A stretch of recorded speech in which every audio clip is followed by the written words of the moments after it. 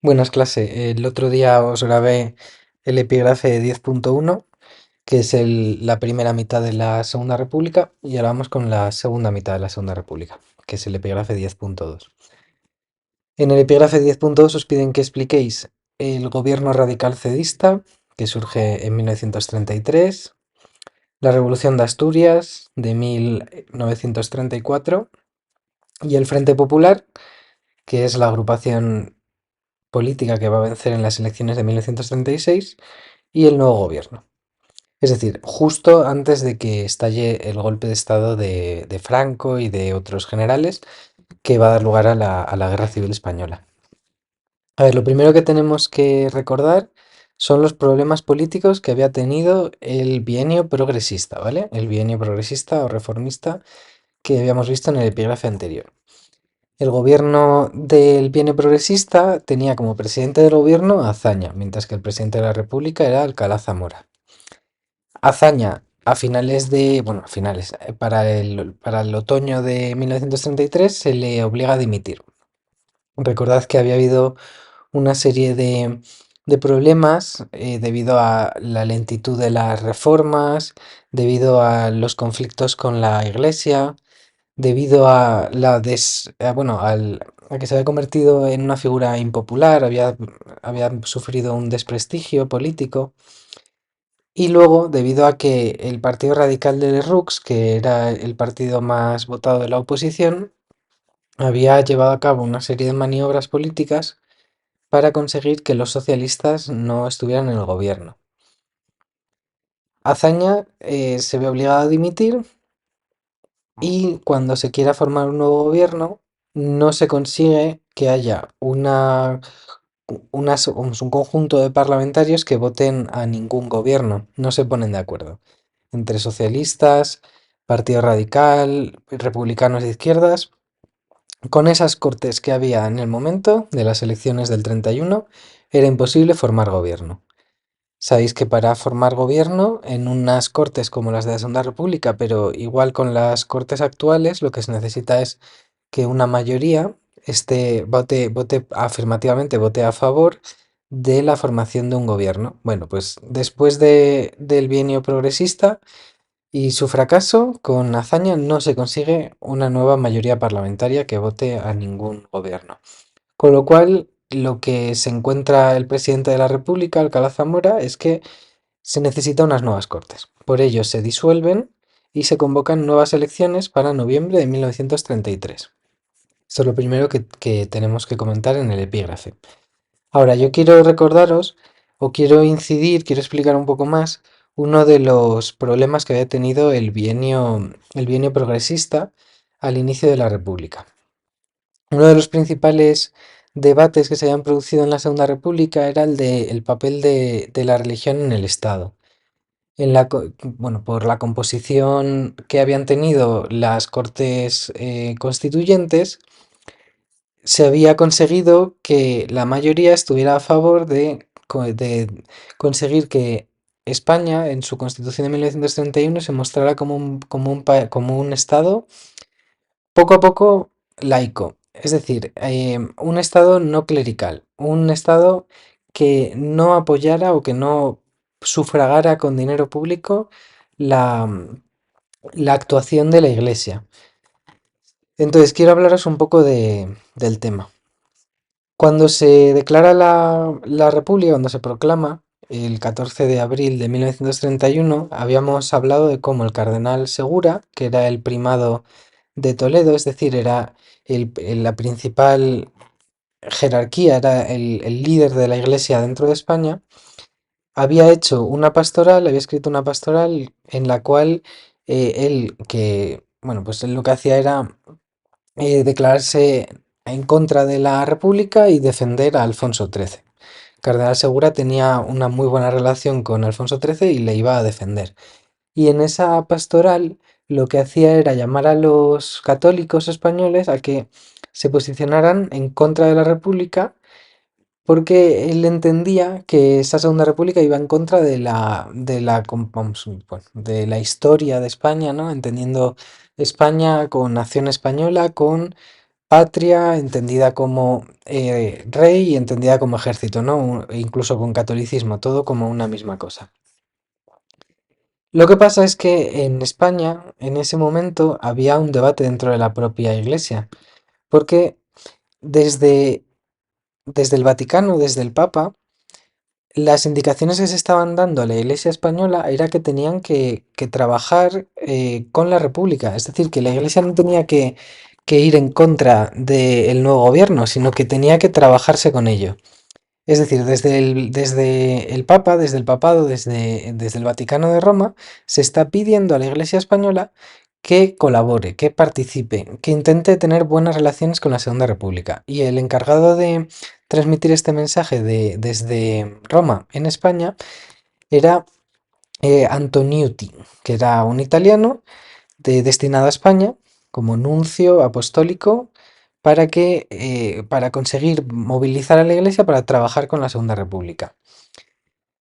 Segura, el cardenal Segura se va a enfrentar de forma directa con esta posición que el papado trataba de promover. Y eso hizo que el cardenal Segura vaya a ser apartado de la Iglesia española. Y quien le va a sustituir como primado de España va a ser el cardenal Gomá. El cardenal Gomá va a tener una participación política enorme en la Segunda República. Gomá tampoco va a hacer caso a lo que se estaba haciendo o lo que se estaba pidiendo desde el papado de Roma. Gomá va a ser muy duro con la Segunda República y va a intentar movilizar el voto católico en favor de, de posicionarse en contra de la Constitución de 1931 porque la Constitución de 1931 declaraba que España no iba a promover, vamos, no iba a declararse como católica y eso para la Iglesia Católica Española era un insulto. La Iglesia Católica Española, si se comparara con otras iglesias católicas de Europa del momento, era mucho más tradicionalista que otras iglesias de España. Aquí podéis ver que Isidro Gomá se desempeñó un destacado papel protagonista en favor de los sublevados, es decir, él va a estar a favor del golpe de Estado de Franco. Aunque va a ser muy interesante la lucha que se va a producir entre fascistas y la Iglesia Católica, porque no van a ser compatibles. Pero bueno, la situación que tenemos es que hay un conflicto directo entre la Iglesia Católica Española, pese a que el papado trate de moderar la situación, y la Segunda República. En esta situación, Azaña, pues cometió un error en el Parlamento, porque en uno de los debates parlamentarios va a declarar cuando se estaba escribiendo la Constitución, va a declarar que España ya no es católica. Claro, cuando Azaña dice esta frase, la dice en un contexto mucho más amplio. Estaba en un debate parlamentario en el que él trataba de explicar que pese a que la población española pueda seguir siendo católica, el Estado español no debía de serlo, o el Estado español no lo era, porque él entendía que el Estado tenía que ser capaz de independizarse de la Iglesia, que el Estado se dedicara solo a asuntos políticos y no a asuntos religiosos. El problema estará en que esa cita de España ha dejado de ser católica va a ser utilizada en la prensa para transmitir un mensaje de que Azaña estaba o no entendía bien lo que era España, ¿no? Como que Azaña estaba representando una opción política anticlerical, lo cual no era verdad, porque Azaña era un personaje moderado, no estaba posicionado de esa manera en contra de la religión, ni mucho menos. A ver, voy a volver al punto de la Constitución bueno, para que no me explique más allá de lo que comentamos el otro día y que esto no se haga demasiado complicado. En la Constitución del 31, en materia religiosa, el Estado se declaraba laico, es decir, independiente de cualquier organización o confesión religiosa. Se reconocía la libertad de conciencia y la práctica de cualquier religión. Se prohibía a la Iglesia ejercer actividades relacionadas con industria, comercio y sobre todo enseñanza, lo cual había sido un error dentro del bienio progresista, del bienio reformista, porque España no estaba preparada para que no hubiera escuelas católicas. Se necesitaba, no había suficiente infraestructura escolar para que no, para que se pudiera suplementar a las escuelas católicas. Bueno, el caso es que ese debate sobre la religión, con Gomá llamando a la participación política de todos los católicos en defensa de una España católica, una España tradicional, va a llevar a la formación del partido de la CEDA, que ya lo explicamos en el anterior epígrafe, que es un partido de derechas, bueno, que no declaraba muy, no se declaraba ni en contra ni a favor de la República, pero que se había declarado sobre todo como en defensa de la religión. Bueno, entonces tenemos una convocatoria de elecciones para noviembre de 1933, en la cual los anarquistas en este caso van a defender que hay que abstenerse. Es decir, ya no están apoyando, bueno, no están a favor de un voto por la izquierda. Eso debilita las posiciones de los partidos de izquierdas. Recordad que en Casas Viejas el gobierno de la República con Azaña y em, la Guardia Republicana bueno, habían llevado a cabo un enfrentamiento directo contra perdón, la Guardia de Asalto, no la Guardia Republicana. La Guardia de Asalto, que había sido creada como un sustituto a la Guardia Civil, habían tenido un enfrentamiento directo contra los anarquistas en Casas Viejas que había terminado con verdaderos asesinatos y sin juicios de por medio. Con lo cual los anarquistas sienten que la república les está oprimiendo. Ellos se posicionan los anarquistas en contra de la república, no creen en ella. Los socialistas, en este caso, no se presentaron con una candidatura conjunta con los republicanos, como sí que hicieron en las elecciones del 31. Y esto se suma a que las derechas, en este caso, sí que se presentaron unidas.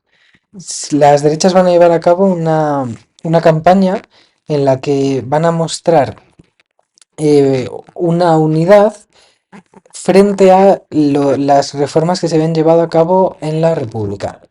Y van a conseguir muy efectivamente aglutinar el voto español que está en contra de esa idea de una república pues, que no defiende o no promueve el catolicismo, que incluso es afín a ciertas posiciones socialistas o anarquistas, incluso comunistas.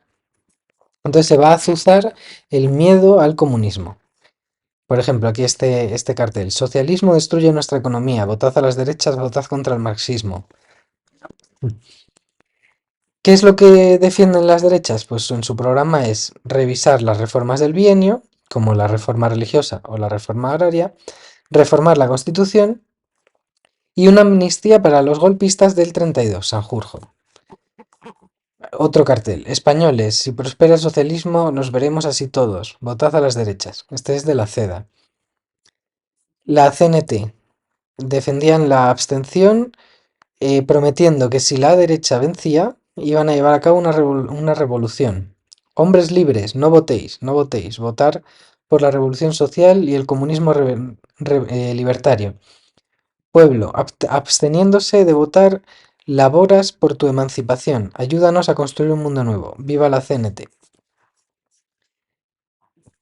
Hay una novedad dentro de las elecciones del 33 que creo que deberíamos de mencionar dentro del epígrafe, que es que por primera vez va a haber voto con sufragio que incluya a la mujer.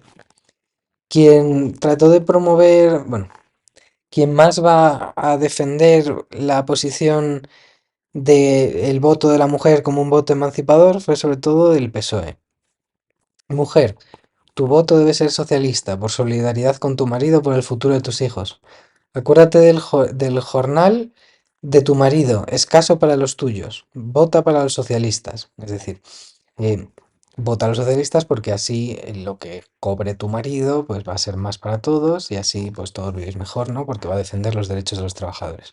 Bueno, ahora, cuáles van a ser los resultados dentro de estas elecciones?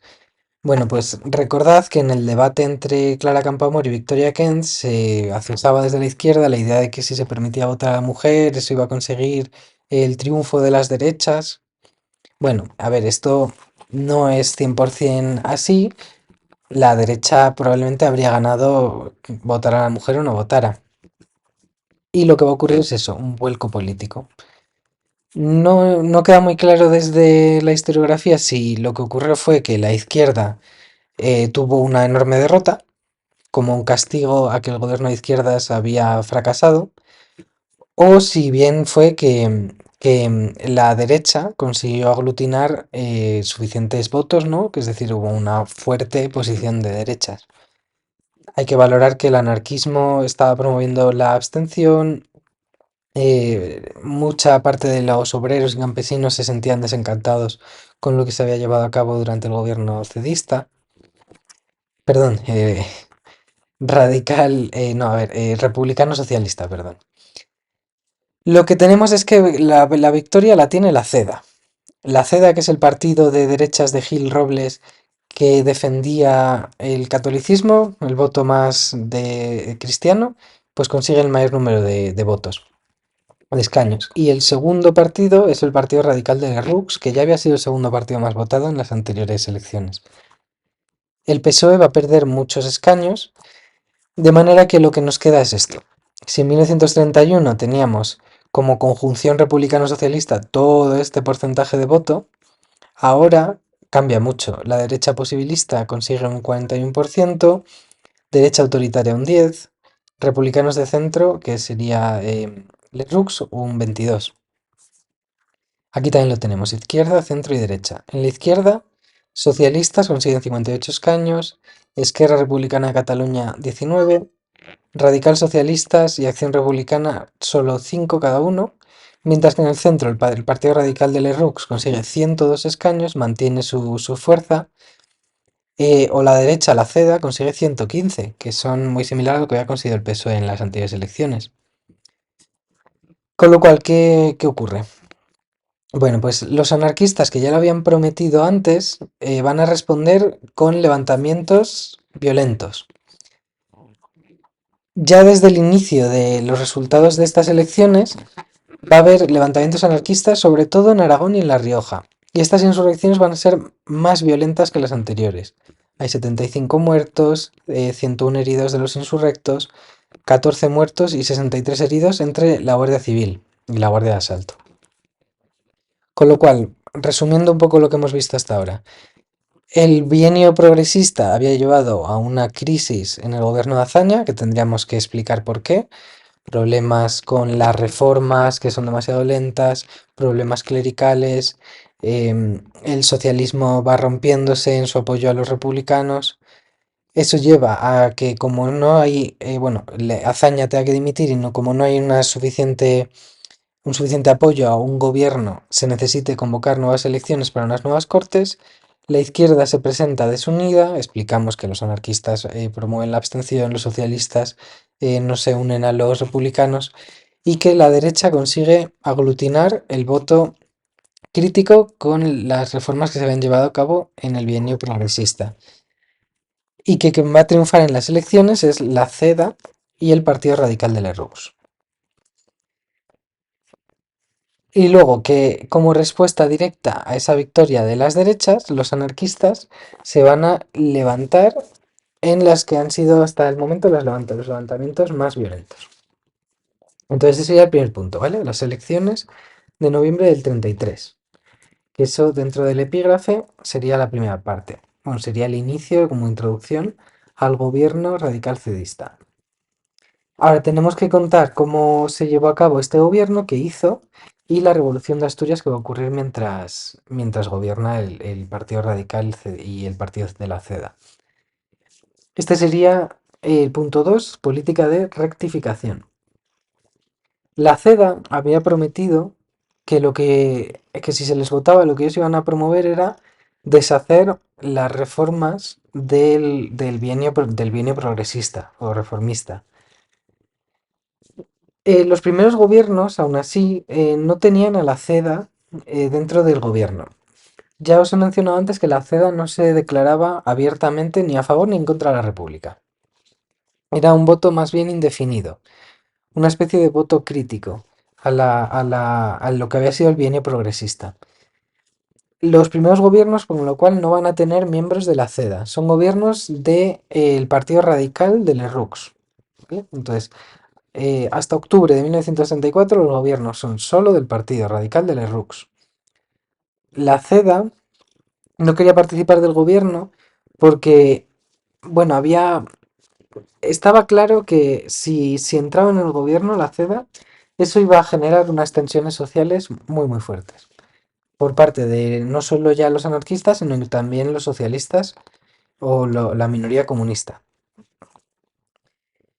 ¿Qué política va a llevar a cabo este gobierno de Lerroux, del Partido Radical? Pues una política de rectificación o revisión de las reformas del bienio progresista. Había un objetivo claro que era hacer que la república pasara de ser una república de izquierdas a ser una república de derechas. Para ellos esto era reparar los excesos que se habían llevado a cabo en el anterior gobierno. Entonces las medidas son las siguientes. Primero, ley de amnistía. Una amnistía es cuando se emite un perdón desde el gobierno a alguien que ha sido condenado. ¿A quién se quería emitir este perdón? Pues a los sublevados en el levantamiento, en el intento de golpe de Estado de Sanjurjo del 32, que recordad que había sido una respuesta del ejército a la declaración del Estatuto de Autonomía de Cataluña, que veían que Cataluña era un peligro, que podía independizarse, ¿no? Que no solo fuera autonomismo, sino que fuera independentismo. Segundo, medidas a favor de la Iglesia. Esto era la principal propuesta política de la CEDA. Se va a impedir aplicar la ley sobre congregaciones religiosas. Es decir, se va a impedir que la Iglesia no pueda impartir enseñanza. Eso hace que los colegios católicos sigan funcionando de forma normal. Con lo cual ya veis cuál ha sido la eficacia, ¿no?, de la medida del bienio progresista. Ninguna. Si había ya sido un error porque no había suficientes colegios para sustituir el que no puedan impartirse enseñanzas desde la iglesia, pues bueno, la respuesta hace todavía que sea más inútil la medida que se llevó a cabo. Luego se restablece parcialmente, no del todo, el pago del sueldo a los sacerdotes, que eso había sido una de las medidas que había llevado también el bienio reformista, que había sido que no se pagara desde el Estado con dinero público a los curas. Tercera medida, emprender una contrarreforma agraria. La reforma agraria se había visto como una introducción del anarquismo y del comunismo dentro del gobierno. Era quitar tierras, aunque se pagaba una indemnización, a los terratenientes para repartirlas entre los campesinos. Bueno, pues eso no se veía bien desde el centro derecha de este nuevo gobierno. Por ello, lo que hacen es limitar la aplicación de la reforma agraria e incluso donde pueden van a revocar las actuaciones que se habían llevado a cabo. Si hay algunas tierras que se pueden devolver a sus anteriores dueños, se va a llevar a cabo. Pero bueno, que al final esto se resume en contrarreforma agraria y explicar por qué existía esa crítica a la reforma agraria, que veían como una medida socializadora, pero socializadora entendido como una medida de revolución social casi, bueno, de ir en contra de la idea liberal de la propiedad privada, ¿no? Es quitar las tierras a sus dueños para repartirlas entre los campesinos. Cuarta medida. Se presenta un proyecto de reforma constitucional. Esta reforma constitucional no se va a llevar a cabo, ¿vale? No se consigue que se apruebe. Lo que ellos querían en esa reforma de la Constitución de la Segunda República era modificar aquello que menos les gustaba entre los conservadores de España, que eran las medidas de religión, las medidas de enseñanza, el matrimonio civil, permitir las autonomías, atacar a la propiedad privada. Bueno, todo esto que hemos estado mencionando hasta ahora. Sin embargo, se va a impedir el poder cumplir los trámites para que la reforma de la Constitución se llevara a cabo.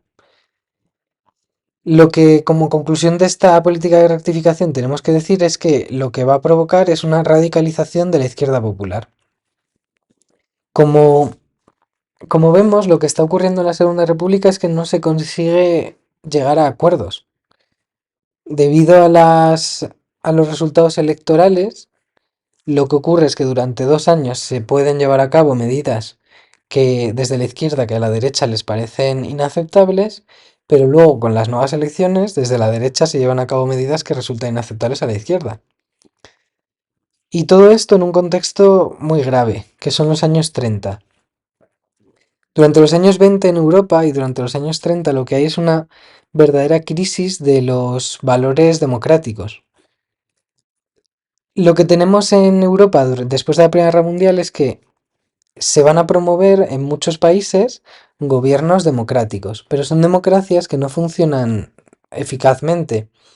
Son democracias controladas por oligarquías, como teníamos la restauración borbónica en España, que lo que hacen es deslegitimar los modelos democráticos. Eso lleva a que por un lado se está intentando promover la democracia, pero que sea una democracia en la que la gente no cree. Y en los años 20 lo que va a haber es primero una crisis de posguerra, que ya hemos tratado, y luego a finales de los años 20 una crisis de la crisis del 1929, del crack de Wall Street, del crack del 29 y la Gran Depresión.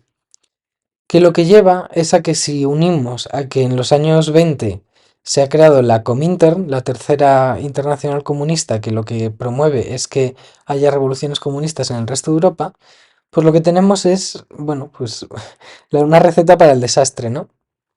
En el caso de España tenemos una primera experiencia dictatorial con Miguel Primo de Rivera, que ya hemos explicado, pero lo que tenemos después, durante la Segunda República, es una situación de verdadera tensión. La Segunda República nace como una propuesta reformadora, democrática, pero que va a sufrir pues su contexto, que es un contexto de crisis, un contexto de nuevas ideologías en Europa muy radicales que se enfrentan de forma violenta y que llevan a que la Segunda República no pueda triunfar. Y donde podemos ver esto más claramente es en la Revolución de Asturias, de octubre del 34. Tenemos un contexto europeo general en el que lo que vemos es violencia. Hay violencia en las calles. Tenemos grupos paramilitares de partidos políticos que están enfrentándose directamente. Durante los años 20 y durante los años 10 en España hemos hablado de violencia social, sobre todo desde la izquierda anarquista. Pero ahora lo que tenemos en Europa es que en los años 20 han surgido los fascistas de Mussolini, que tanto gustaban a Primo de Rivera, y luego lo que tenemos en los años 30 es los nazis de Hitler. Y de fondo tenemos los comunistas de la Unión Soviética. Todos estos que estoy mencionando son grupos que creen en el uso de la violencia como herramienta política, sumado a los anarquistas, que también lo creen. Y esa violencia la vemos en Asturias, ¿vale? Todo esto que os está contando ahora, yo creo que deberíais intentar mencionarlo, ¿vale? Que tenemos un contexto europeo en el que hay varios partidos, varias fuerzas políticas que creen en la violencia como una herramienta política. Bueno, en octubre de 1934 tenemos que la República del Bienio Progresista, perdón, perdonadme que es que se me va la cabeza. Si la República de Izquierdas del Bienio Progresista ya había sufrido un intento de golpe de Estado con la sublevación militar de Sanjurjo, la República de Derechas está sufriendo también intentos de levantamiento violento, bueno, no es militar porque no es el ejército, pero sí de grupos violentos. Por un lado los anarquistas, que ya los hemos mencionado, pero luego sobre todo en la Revolución del 34. ¿Qué ocurre? Bueno. Los socialistas están viendo que en Europa está surgiendo Hitler en Alemania y que hay otros países como Austria en los que empieza a haber regímenes totalitarios que prohíben la libertad política. Tanto en la Italia fascista como en otras dictaduras como en la Alemania nacionalsocialista o nazi, se prohíben los partidos políticos. Y los socialistas temen eso. No podemos olvidar de verdad el contexto europeo. Y hay que mencionarlo en nuestro epígrafe, ¿vale? Eso se pensaba o se temía que podía pasar también en España. Se temía que en España también fuera a surgir un gobierno de derechas que impidiera la libertad, impidiera que fuera legal ser socialista. La revolución de Asturias se llevaba organizando ya varios meses, pero en octubre del 34 se va a formar un nuevo gobierno en el que por primera vez va a haber ministros de la CEDA, que hasta ese momento no habían formado parte del gobierno, porque ya os he dicho que había cierta idea de que cuando la CEDA entrara en el gobierno se iba a llevar un levantamiento de los anarquistas. El que entre en octubre del 34 la CEDA en el gobierno va a ser el detonante de que la UGT, el sindicato del Partido Socialista, de que la UGT convoque una huelga nacional general para el día siguiente. Y las huelgas, ya hemos mencionado varias veces, las huelgas, sobre todo las generales, suelen ser situaciones de verdadera tensión y enfrentamiento entre el ejército y los huelguistas. La sublevación o esa huelga general va a fracasar en casi todo el país. Solo va a triunfar en algunos núcleos, que son Asturias, Barcelona, Madrid y Vizcaya, que son las zonas más industrializadas. Y nosotros vamos a explicar dos. Vamos a explicar Cataluña o Barcelona y Asturias. Porque en Barcelona esa huelga va a ser apoyada por la izquierda catalana, la Esquerra Republicana, que el 6 de octubre va a utilizar la situación para declarar el Estado catalán, es decir, la independencia de Cataluña. Aunque, y esto es importante, es una independencia que no se sale de España. Porque ellos dicen, creamos el Estado catalán, un Estado independiente, pero que decide formar parte de la República Federal Española. Con lo cual, está viendo como un juego de conseguir mayores autonomías en Cataluña a través de declarar en una situación de revuelta, de crítica al gobierno que se está formando, ¿no? En crítica a que entre la derecha de la CEDA en el gobierno, pues se utiliza esa situación de crítica al gobierno para declarar el Estado catalán. Pero el ejército va a intervenir de forma inmediata. El ejército interviene sobre Cataluña y suspende el gobierno autonómico, porque les acusan de rebeldía. Y meten en la cárcel a los líderes de la Generalitat catalana. Aquí tendríais que mencionar de seguro a Companys, a Lluís Companys, que era el presidente de la Generalitat catalana, que va a ser metido en la cárcel. El otro lugar en el que hemos mencionado que va a triunfar la revolución, bueno, o esa huelga general es Asturias. Hemos dicho Barcelona, aunque dura solo un día, se utiliza para declarar el Estado catalán. ¿Y en Asturias qué va a pasar? Bueno, pues en Asturias a los socialistas se van a unir los anarquistas. Y eso va a hacer que la alianza obrera de socialistas, anarquistas y comunistas, aunque son una minoría en ese momento los comunistas, eh, triunfe una verdadera revolución que intenta socializar los medios de producción. Esto nos está dejando claro que lo que está intentando haber en Asturias es una revolución popular total, siguiendo casi el modelo de revolución comunista, socializar los medios de producción. Em, los obreros van a armarse, van a coger armas en Cataluña, perdón, madre mía, en Asturias, y van a proclamar la revolución socialista de los consejos obreros. Consejo obrero en realidad es lo mismo que Soviet, que había sido la revolución soviética. Revolución socialista de los consejos obreros. Los obreros levantándose y tomando el poder. El gobierno va a reaccionar de forma directa. Van a mandar al ejército a Asturias. Y quien va a estar al mando de ese ejército que se manda a Asturias era un personaje que, bueno, que tenía ya mucho prestigio en el momento y cuya biografía trataremos más adelante, que es el general Francisco Franco, quien va a intervenir con sus tropas de Marruecos, que eran tropas avezadas, tropas que tenían experiencia militar, y van a conseguir sofocar de forma violenta esa rebelión, esa revolución de Asturias del 34. El enfrentamiento entre ejército y revolucionarios va a ser muy fuerte, va a ser muy violento. Mueren entre 1000 y 2000 insurrectos. Mueren 300 miembros del ejército y las fuerzas de seguridad. Se asesina a 30 sacerdotes. Hay una expresión que se populariza en el momento que es matar al cura. Y no es una broma, ¿vale? El anticlericalismo era algo real. Antes nos he enseñado esta viñeta. El sentimiento anticlerical en España era real. Aquí tenemos a un segador catalán que lo que hace es expulsar a la frontera a los curas, ¿no? A las monjas, a los obispos, a todos.